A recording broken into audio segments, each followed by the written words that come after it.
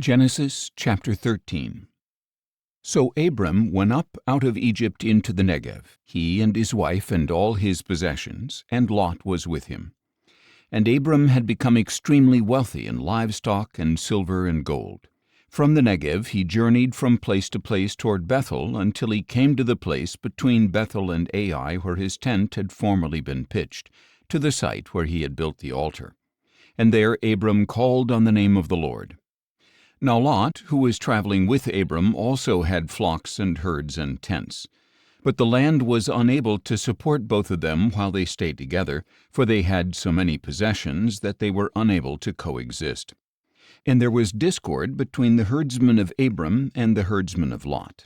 At that time the Canaanites and the Perizzites were also living in the land.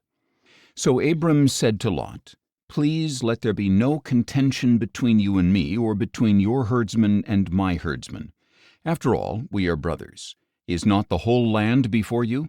Now separate yourself from me.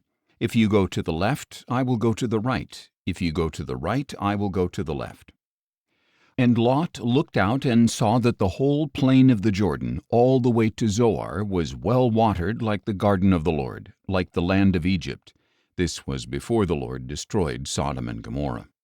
So Lot chose the whole plain of the Jordan for himself and set out toward the east, and Abram and Lot parted company. Abram lived in the land of Canaan, but Lot settled in the cities of the plain and pitched his tent toward Sodom.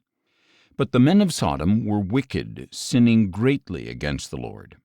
After Lot had departed, the Lord said to Abram, "Now lift up your eyes from the place where you are, and look to the north and south and east and west, for all the land that you see I will give to you and your offspring forever. I will make your offspring like the dust of the earth, so that if one could count the dust of the earth, then your offspring could be counted. Get up and walk around the land, through its length and breadth, for I will give it to you."